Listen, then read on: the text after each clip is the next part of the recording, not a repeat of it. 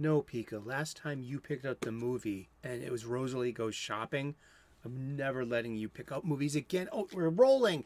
Hey there, everyone. Welcome back once again. It's time for the Golden Age of DC Comics, 365 days, where I take this beloved hardcover coffee table book given to me about 2 decades ago by one of my best friends.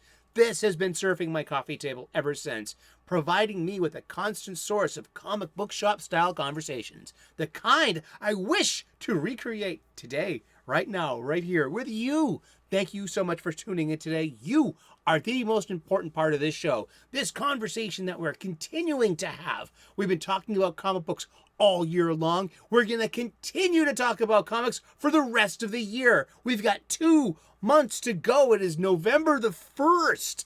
Where has time gone? If I could save time in a bottle. Bloop, bloop, bloop. I don't want to get a copyright strike. Nah. Thank you so much for tuning in today and spending your time with us. The Golden Age of DC Comics runs between 1938 to 1955. The Silver Age between 1955 and 1956 and 1970, rather. The Bronze Age, I'm a Bronze Age baby myself, runs between 1970 and 1985, and the Copper Age begins in 1985. I get these definitions and standards from the glossary of the most current Overstreet comic book price guide. This is a really good resource. Also, while I'm throwing some books under your nose, from noob to veteran, if you don't have these 2 books, stop, drop, and giggle. Things are about to get heavy in here. This is some really seriously good insider information. Understanding Comics, The Invisible Art by Scott McCloud. How to Draw Comics the Marvel Way by Stan Lee and John Buscema. You can find links to all 4 of these books in the description to their Amazon pages where you can get a copy. This is a 2004 publication, curated and written by Les Daniels, Chip Kidd, and Jeff Spear. I like to pimp this book in particular. I've given this book a second, maybe a 3rd or 4th life. I've had this book pert near 20 years. Seriously, this has been a part of my life. I love reading this book. It is also a nice window into the past. I love history. I love magazines. I love publication. I love fonts. You know, I love advertisements. I love, there's such, of every era and of every year, print publication can be this, is an artifact of a bygone era. I love that kind of things. And I hope you do too. So let's get to it. We're going to use this book for its intended purpose. It's a 365 days book. We're going to open up to today's date. It's November the 1st, and it's All Saints Day. Tomorrow is the Day of the Dead, and the Dia de Muertos.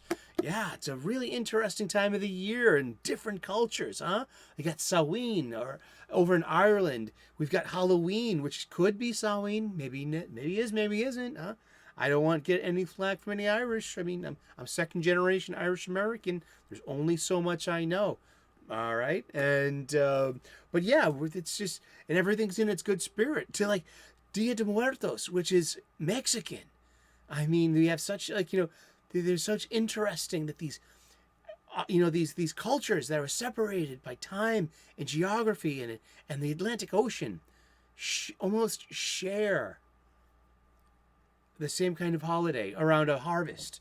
Isn't that interesting? I love history. And this is so we're gonna, the 365 days book, it's November the 1st. We're gonna look at some comic book art of an antediluvian age. We're gonna read the blurb, and then we're gonna talk about comic books. And we're gonna talk about comic books every day for the rest of the year. So let's get to it. Cheers. I hope you're doing awesome. Oh, and I hope that you are clobbering your problems and not being clobbered by them. Bye now, problems. Oh. Alrighty. It's art by Joe Simon and Jack Kirby from the cover of Adventure Comics number 87, August-September of 1943. So September 1943. Oh, September. I put that in the drop target and not the. You don't have to spell it out. Say it, don't spray it. And that would be 10 cents. And yeah, really, indeed. Okay, there were 60 pages back then. What is he even talking about? We've talked about this before. It's something I love doing on the show. If you're a fan of the show, you've been with us, you know that I like to use the CPI inflation calculator at the U.S. Bureau of Labor Statistics to calculate what a cover price in 1943 would be in today's cash, and specifically what would be your pocket change. And do young people even carry pocket change anymore? I don't know. Well, let's get to the blurb. It's November the 1st. Let's look at the art. You can see the cover price right there, can't you? And that is the Sandman in his second costume. And that's Sandy, his sidekick. I want to bring him up too, because we haven't talked about Sandy yet. Sandy Sandman. No, not this one. Sandy Hawkins. Yeah, there we go. Let's do this. The Sandman, who wore a business suit and thwarted crime by firing sleep gas shot from a gun, got his start in 1939, but was ready for a makeover by the end of 1941. Artist Chad Grothkop designed the new purple and yellow tights, then almost immediately turned the updated hero and his new kid sidekick, Sandy, over to Joe Simon and Jack Kirby. This was the team that made, that kind of invented Captain America over at Timely Comics in March of 1941, on the shelves in December of 1940.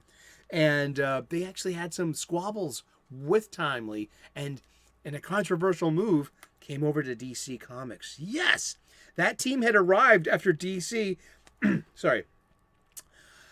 over to Joe Simon and Jack Kirby. That team had arrived at DC after creating for a rival publisher the hit hero Captain America, whom Simon acknowledges looked a lot like their Sandman. It was the only way we could go. On this cover, superheroes pursue a saboteur, a menace feared during World War II that became a horrible reality more than a half century later. Yeah. They're referring to 9/11. But there's the hat. There's the overcoat. I mean, well, you got something to hide? You got wearing a hat and an overcoat? But yeah, that's Sandman. And look, what's in the background here? It looks like an armory. You got, those are, I think, Browning style automatic machine guns. We got a couple of bombs. We've got an industrial background. Those look like shells in the background too. And perhaps a giant oil drum, or maybe even a big bomb. Who knows? But there was an intersection of World War II and comic books. Both came out of the same petri dish of history. Pretty much so. I mean, World War II basically starting in 1936 over in Europe. I mean, the American involvement in World War II came a lot later and more closer to its end in 1945. But yeah, who is Sandy? Sandy, the Golden Boy. This is Sanderson Sandy Hawkins, formerly known as Sandy the Golden Boy, Sands, plural, Sand, singular, and eventually successor of his mentor Wesley Dodds as Sandman, the Sandman. Yeah. Sandman is a fictional character and a superhero in the DC Comics universe. After being utilized for several years, he was after being unutilized for several years, he was reintroduced by writers David Goyer and Geoff Johns and the comic book JSA in the late 1990s. This was a really awesome post-Crisis on Infinite Earths reintroduction of the Justice Society of America in our modern comics. This was it's a really good time to read comic books. These were very good comic books, and they could use again the original or the closest they could get to the original. Jay Garrick, Alan Scott, Ted Grant, Wesley Dodds, even Sandy Hawkins here. And you had descendants like from through Al Pratt. And you had Nucleon. You had Dr. Fate, and you had I think they had Dr. Fate. I'm not sure. You can correct me in the comment section here. I'm trying. Maybe not. It was Dr. Fate a big part of the JSA? I don't know. And I would. This is why we have conversations. Let me know. But the character of Sandy the Golden Boy was created as a sidekick to the Sandman. Nephew of the Sandman's girlfriend, Diane Belmont, the character debuted as a tights-wearing youth in the same vein as Robin the Boy Wonder in Adventure Comics 69, December of 1941. So this would have came out October or so, September of 1941, months before World War II began for America. America entered World War II. And once again, for Sandman, more people know Neil Gaiman's Sandman, all right, than this, the old version here. And I just got volume 3. Every time Sandman comes up, I'm going to just show Sandman real quick until I'm done reading it. I only got 3 hours and 20 minutes left. Look, I read this at 1.0 normal speed. I usually read these audiobooks, have them read to me at about 1.3 to 1.7, depending on its subject matter or if it's a reread. Because I got a lot of audiobooks. I love reading audiobooks. I love information and I love entertainment. But this Sandman is just such a joy to read, and it is so close to its source material. I haven't read Sandman in years. I read it, and it's a little bit. I wasn't into Sandman between 89 and 93, pre-Vertigo. It was because it was really out there. It was goth emo. I was a metalhead. That wasn't my scene. I wasn't, but there was something really cool about it. You had Black Orchid, you had Constantine's Hellblazer, you had Swamp Thing, you had all these really the mature Baxter Paper DC comic books, and Sandman was one of them. So I read it a little bit here and there. Okay, it was about 15 years ago or so. It was with an ex-girlfriend, and one of her flatmates had all the volumes of the trade paperback. So I was like, and he was like, yeah, give him this, I was like, may I? He was like, yeah. And so I did. I gave it a healthy reread twice over. It was that, I was like, whoa, this is really, really good. So it's been a while since I've looked at Sandman as a comic book, since I've looked at the art. But the stories were just so good that they stick in your mind.